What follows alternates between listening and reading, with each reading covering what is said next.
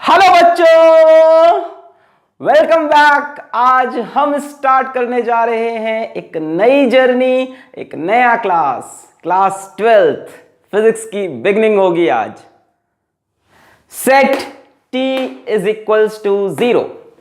आज से समय शुरू हुआ। 11th में जो भी खराब हो गया, जो भी नहीं पढ़ पाए, लापरवाहियां हो गई, उनको अब भूल जाओ। Set t is equals to 0। शुरू करते हैं क्लास 12th की फिजिक्स ऑन योर ब्यूटीफुल सा चैनल फिजिक्स वाला। सो माय नेम इज अलख पांडे और हम स्टार्ट करेंगे क्लास 12th की फिजिक्स का फर्स्ट चैप्टर आज। और एक दो दिन में आपको मैं स्केड्यूल और कैसे सिलेबस चलेगा, कैसे केमिस्ट्री होगा, सब धीमे धीमे रिलीज कर देंगे। तो चलिए स्टार्ट करते हैं क्लास 12 फिजिक्स का first unit, first chapter. Notes बनाना स्टार्ट करेंगे। काफी कुछ चीजें इस साल नई होने वाली है। वेबसाइट आएगी, इस चैप्टर का नोट्स आपको नीचे डिस्क्रिप्शन में मिलेगा, उस पर आप क्लिक करोगे, वो भी आपको मिल जाएगा। हो सकता हो आज मिले, हो सकता हो एक दो दिन या एक हफ्ते बाद ये सारी चीजें रिलीज हो। इस चैप्टर के सारे न्यूमेरिकल्स आपको मिलेंगे पीडीएफ फॉर्मेट में, उनके सॉल्यूशंस मिलेंगे। काफी कुछ नया होगा, अभी बहुत ढेर सारी आपसे मैं प्रॉमिसेस नहीं करूंगा। चलिए पढ़ते हैं फर्स्ट चैप्टर।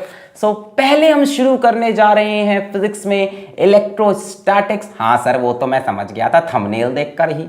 और इलेक्ट्रोस्टैटिक्स का हमारा फर्स्ट चैप्टर एनसीईआरटी के अकॉर्डिंग है इलेक्ट्रिक चार्जेस एंड फील्ड। तो यार फील्ड तक पहुंचने में तो बहुत समय लगेगा। आज तो चार्ज के बारे में ही बेसिक बातें होंगी। आज का लेक्चर बहुत बेसिक होगा, जैसा कि मेरा सभी चैप्टर का फर्स्ट लेक्चर बेसिक सा होता है वैसा ही। तो यार ये जो हम पढ़ने जा रहे हैं ना इलेक्ट्रोस्टैटिक्स, ये एक बहुत बड़ी फिजिक्स की ब्रांच है हमारी, इलेक्ट्रोमैग्नेटिज्म। और क्लास 12th का काफी सिलेबस इलेक्ट्रोमैग्नेटिज्म कवर करता है, काफी सिलेबस। इलेक्ट्रोमैग्नेटिज्म में आपको दो पार्ट पढ़ने होंगे। एक होगा इलेक्ट्रोस्टैटिक्स और एक होगा इलेक्ट्रोडायनेमिक्स। इलेक्ट्रोस्टैटिक्स यानी चार्ज, स्टैटिक मतलब रेस्ट पे, तो चार्ज एट रेस्ट की कहानी होगी इलेक्ट्रोस्टैटिक्स में। ठीक है, इसमें हम चार्ज के बारे में पढ़ेंगे, चार्ज की प्रॉपर्टी पढ़ेंगे, इलेक्ट्रिक फील्ड वगैरह पढ़ेंगे, पोटेंशियल वगैरह पढ़ेंगे, गॉस लॉ पढ़ेंगे, है ना, और कैपेसिटर पढ़ेंगे। इतनी चीजें हम यहाँ पे कवर करने वाले हैं। कैपेसिटर तक जाएंगे, पोटेंशियल, फील्ड, चार्ज, फोर्स वगैरह वगैरह। इलेक्ट्रोडायनेमिक्स थोड़ी बड़ी ब्रांच है। इलेक्ट्रोडायनेमिक्स मतलब जब चार्ज मोशन में आ जाए। चार्ज किस में आ जाए? मोशन में आ जाए। तो चार्ज मोशन में हमें पढ़ना है इलेक्ट्रिक करंट, जब चार्ज चलने लगेगा। उसके बाद चार्ज के मोशन में हमको मैग्नेटिज्म भी पढ़नी है। उसके बाद चार्ज के मोशन में हमको इलेक्ट्रोमैग्नेटिक इंडक्शन पढ़ना है। और उसके बाद ऑल्टरनेटिंग करंट पढ़ना है। तो ये हमारे क्लास 12th का पहला यूनिट है, जिसका ब्रेक ये है इलेक्ट्रोस्टैटिक्स, और आज उसका फर्स्ट चैप्टर में स्टार्ट कर रहे हैं।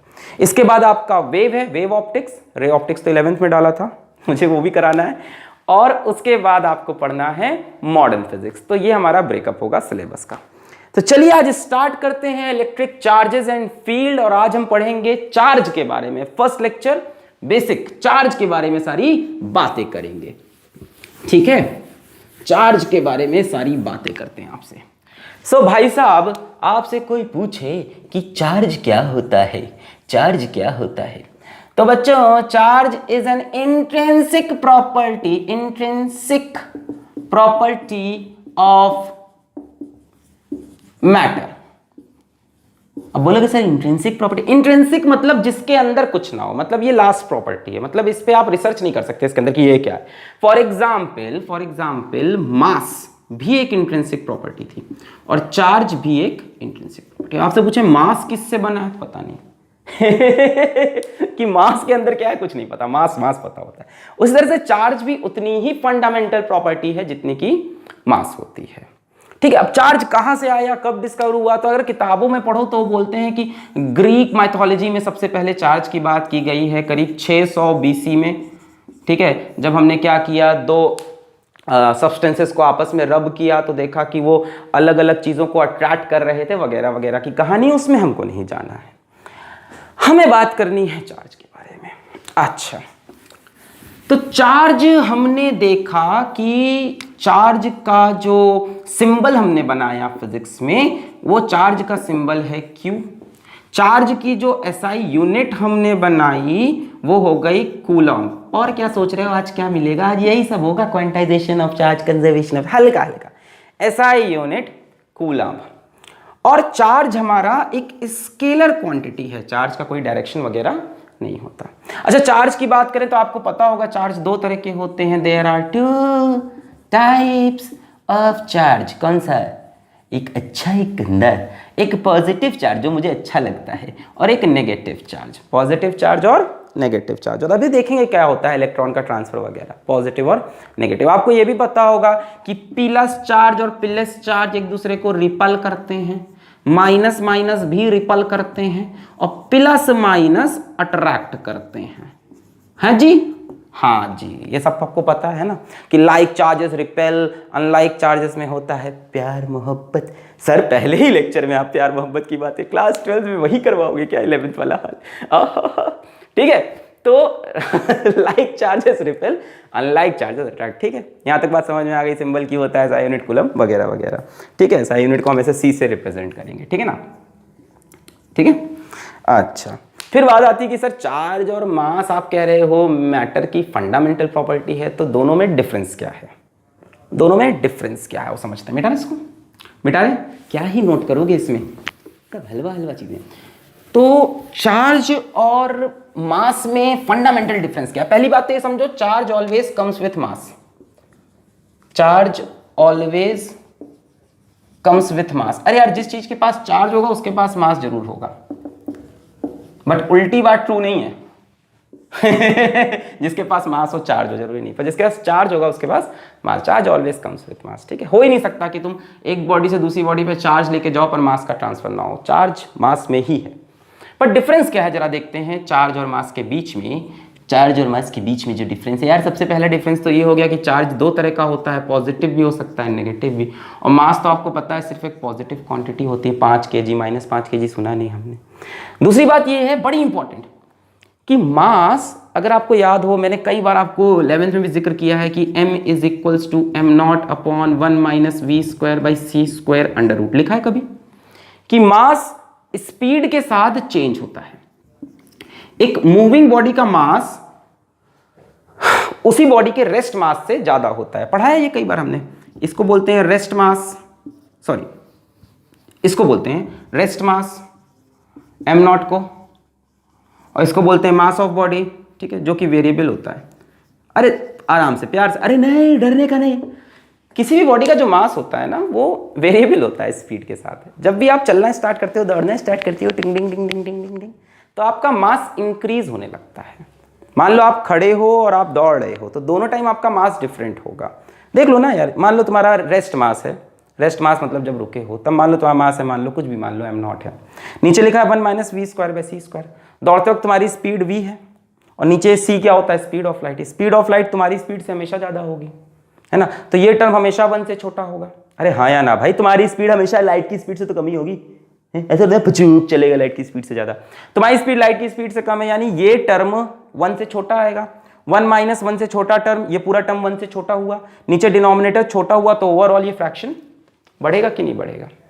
तो किसी बॉडी का मोशन के टाइम जो मास होता है वो रेस्ट मास से ज्यादा होता है। मतलब सीधे साफ शब्दों में मैं बोलूं तो मास डिपेंड्स अपॉन स्पीड। अब बोलोगे सर हम लोग ने ऐसा क्यों नहीं किया? क्योंकि यार जनरल डे टू डे वाले कहानी में, खेल में भी c से बहुत छोटा होता है। 100 मीटर पर सेकेंड, 50 मीटर पर सेकेंड, और ये 10⁸ तो ये टर्म करीब करीब 0 हो जाता है। 1 - 0 1 रहता है, और m is equals to m0 रहता है। समझ गए? जो नॉर्मल कैलकुलेशन करते हैं उसमें v की वैल्यू हम लोग क्या रखते थे यार अभी तक 11 में? 50, 100, 200, और नीचे क्या रखा हुआ है? 10⁸। तो ये टर्म करीब करीब 0 हो जाता है। 1 - 0 तो 1 ही रह जाता है, तो m is equals to m0। पर अगर स्पीड बढ़ाओगे, अब यहाँ पे देखो कहानी है, यहाँ कहानी है कि इलेक्ट्रॉन 10⁶ की स्पीड से चलते हैं। अपन 4 से डील करने जा रहे हैं, छोटी छोटी चीजों से। 11 में बड़ा बढ़िया था, इतना बड़ा ब्लॉक ले लिया, इतनी बड़ी पुली ले ली है, पानी बह रहा है, सब दिख रहा था, पेंडुलम हिल रहा है। यहाँ कुछ नहीं दिखेगा, ये छोटे छोटे चार्ज, ये छोटा सा चार्ज जुर्र 10⁶ स्पीड से भाग रहा है। यानी चार्ज जब मोशन में होता है तो उसका मास चेंज करता है। ये सारी चीजें कहाँ लगती थी? क्वांटम पार्टिकल्स में। क्वांटम फिजिक्स है ये, छोटे छोटे पार्टिकल की बात। यानी डे टू डे लाइफ मतलब 11 की जो मैकेनिक्स वगैरह पढ़ रहे थे वहां पे मास चेंज नहीं होता था, क्योंकि ऑब्जेक्ट्स की स्पीड बहुत कम होती थी c से, तो ये टर्म 0 हो जाता था, तो ये 1 रह जाता था, तो m is equals to m naught. पर यहां इलेक्ट्रॉन की स्पीड 10 की पावर 6, नीचे 10 की पावर 8 आ रहा है, थोड़ा थोड़ा 10 की पावर 7 यहां तक स्पीड जाने वाली है बीटा पार्टिकल्स की, तब फिर कहानी फंसने लगेगी, है ना। मतलब आप देखते ही अभी आपने अगर सुन रखा हो नाम इलेक्ट्रोमैग्नेटिक, अरे आज इंट्रोडक्टरी ऐसी तो बातें होनी है और क्या काम ही है। इलेक्ट्रोमैग्नेटिक वेव, इलेक्ट्रोमैग्नेटिक वेव क्या होती है? इलेक्ट्रोमैग्नेटिक वेव जैसे आपने कौन सी पढ़ी? अपनी लाइट है ना, इंफ्रारेड, गामा रेज जो भी है, ये सभी लाइट की स्पीड से चलती है ना। यानी इन, और ये बनी किससे है? चार्जेस से ही तो बनी है। तो जब ये लाइट की स्पीड से चलेंगी तो v की जगह c आ जाएगा, समझ रहे हो? तो यहां पे मतलब मास की कहानी चेंज होगी कब? जब चार्जेस की बात करेंगे छोटे छोटे। इस पूरे ब्रह्मांड में इलेक्ट्रोमैग्नेटिज्म में ये इक्वेशन मैटर करेगी अब हमारे लिए। 11th क्लास में नहीं की, क्योंकि वहां जो स्पीड थी वो कॉमन थी। अच्छा, फिर इधर आओ, चार्ज की जब बात करें, चार्ज का मास तो चेंज हो सकता है, बट चार्ज की बात करें तो charge is independent of speed. ठीक है, छोटा मोटा चार्ज है, अगर बहुत तेज भी चल रहा है उसके चार्ज पे फर्क नहीं पड़ेगा, उसके मास पे फर्क पड़ सकता है। तो these are the basic difference between charge and mass. यह बहुत इंपॉर्टेंट होता है कि किसी भी चीज का चार्ज स्पीड से फर्क नहीं पड़ता चार्ज पे, पर मास पे फर्क पड़ता है। क्लियर है? क्लियर है? चलिए अब उठाते हैं अपना यहां से अगला टॉपिक, जो कि है कंजर्वेशन ऑफ चार्ज। कंजर्वेशन, अरे बात करेंगे अभी सब चीज की, इलेक्ट्रॉन वगैरह की। हाय पहले बात करते हैं conservation of charge. Conservation of charge, सभी लोग एक सुर में यहां से बोलेंगे, charge can neither be created nor be destroyed, it can be only transfer from one form to another. सबको पता है charge can neither be created nor be destroyed, पता है ना ये सब कहानी। नॉर बी डिस्ट्रॉयड, लिखी दूं मैं, नॉर बी डिस्ट्रॉयड, वरना कोई कमेंट कर देगा सर ये आपने पूरा नहीं किया। But can only be transferred. यार इसको लिखने का एक और तरीका है, जरा समझाते हैं। ऐसे लिखा जाता है, the total charge, what? The total charge of an isolated, isolated मतलब एक तन्हाई में रहने वाला सिस्टम इज कांस्टेंट। एक तन्हाई में रहने वाले सिस्टम का चार्ज कांस्टेंट रहेगा, बॉडी का नहीं, सिस्टम का। जैसे मान लो यहां एक सिस्टम है, सिस्टम में मिस्टेक हो गई, सिस्टम, मान लो इस सिस्टम में 3 बॉडी है, एक पे चार्ज है हमारा 3 कूलम, चार्ज की यूनिट कूलम है ना, प्लस 3 कूलम, एक पे चार्ज है प्लस 1 कूलम, एक पे चार्ज है माइनस 2 कूलम। ठीक है, 3 बॉडी है। फिर इस सिस्टम में हमने इसको ऐसे डुंग डुंग डुंग डुंग डुंग डुंग हिलाया और छोड़ दिया, है ना, मस्त एकदम ऐसे कचक कचक कचक कचक और छोड़ दिया। फिर हमने देखा कि इस बॉडी पे चार्ज है प्लस 2 कूलम, इस पे चार्ज देखा प्लस 3 कूलम, और इस पे चार्ज हमको नहीं पता, तो आपसे पूछा बताओ इस पे कितना चार्ज है। कितना ही भारी भरकम सवाल है। तो यही है, the total charge of an isolated system is constant. मैंने सिस्टम को बंद करके रखा है, मतलब आइसोलेट करके रखा है। समझ लो जो इसकी बाउंड्री है वो नॉन कंडक्टिंग है, इंसुलेटिंग है। कंडक्टर इंसुलेटर पता है, सब नहीं बताएंगे। इंसुलेटिंग बाउंड्री है, तो चार्ज अंदर ही रहेगा, बाहर नहीं जाएगा कहीं।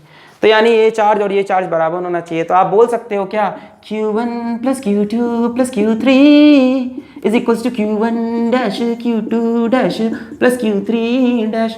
समझ में आ गया? टोटल चार्ज फिक्स रहेगा। तो 3 1 4 3 1 4 minus 2 is equals to 2 plus 3, इस पे चार्ज नहीं पता, लेट इट बी Q 3 से 3 मर गया, और Q इज इक्वल्स टू, ये कितना हो गया, 1 माइनस 2 माइनस 1 उधर गया plus 1, 3 coulomb. So this will be 3 coulomb. जरा जोड़ो, 3 3 6, आए हाय हाय तो गलत हो गया, माइनस 3 कूलम।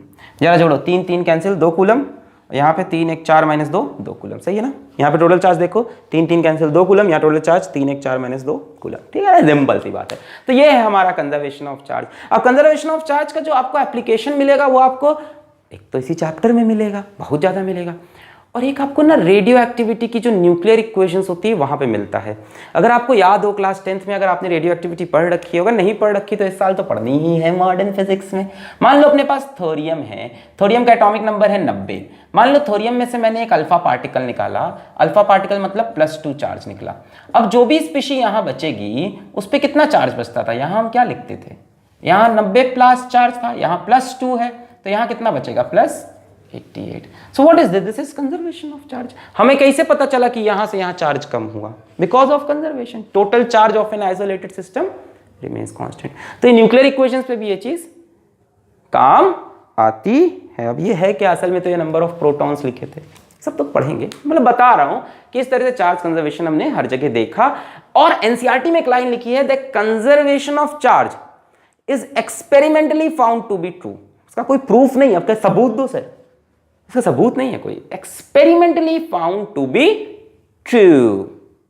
तो चार्ज के बारे में काफी बातें कर ली हमने। चार्ज दो तरह के होते हैं, पॉजिटिव नेगेटिव। चार्ज का जो SI यूनिट है वो कूलम है, चार्ज का जो सिंबल है वो Q है। चार्ज स्केलर क्वांटिटी है, रिपेल करते हैं, लाइक चार्जेस अट्रैक्ट करते हैं अनलाइक चार्जेस। चार्ज कंजर्व रहता है, टोटल चार्ज चेंज नहीं होता। अच्छा अब बात करते हैं क्वांटाइजेशन ऑफ चार्ज की। Quantization of charge, quantization of charge. पहली बात आती है, what is the word quantized? What is quantization? तो क्वांटाइजेशन होता है anything which is available in fixed amount, anything which is available in fixed amount, है ना। मतलब जैसे ये मार्कर है, ये मार्कर तुम दुकान में जाओगे या तो 1 मिलेगा, या तो 2 मिलेगा, या तो 3 मिलेगा, या तो 4 मिलेगा, 1.5 नहीं मिलेगा, 2.5 नहीं मिलेगा, 2.25 नहीं मिलेगा। यानी it is available in fixed amount. या तो 1 लो, या तो इसके बाद 2 लो, या तो 3 लो, या तो 4 लो, है ना। इसको बोलते हैं क्वांटाइजेशन।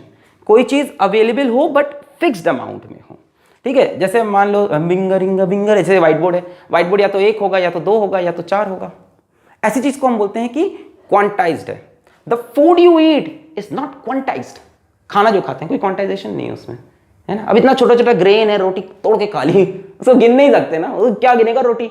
दूध पी रहे हैं उसको गिन सकते हैं कितने मॉलिक्यूल गिन सकते हैं on quantum level. But basically अगर बड़ी बड़ी कंडीशंस बात करें, क्वांटाइजेशन मतलब कोई चीज अवेलेबल इन फिक्स्ड अमाउंट। तो हमने देखा कि ये जो चार्ज है ना, दिस चार्ज इज क्वांटाइज्ड। हाँ, मतलब किसी भी तरह का आप अलूल जलूल चार्ज अलूल जलूल चार्ज आप किसी को नहीं दे सकते, ठीक है। चार्ज फिक्स्ड अमाउंट में ही दे सकते हो, अवेलेबल इन फिक्स्ड अमाउंट। जैसे इसकी पहली डेफिनेशन ये बोलती है, the smallest charge that can exist independently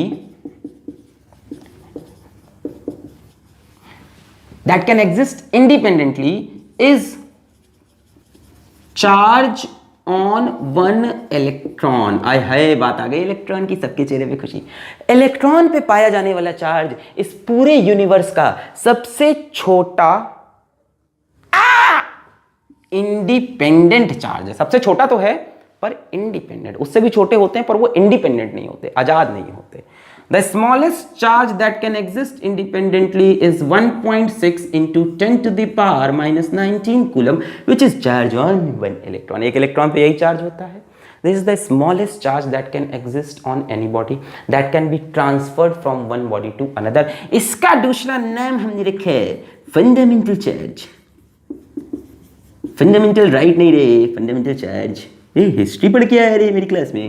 fundamental charge, smallest charge that can exist in. देखो इससे भी छोटे चार्ज होते हैं, जैसे अभी हमने देखा है कि electron, proton, neutron are not the fundamental particles.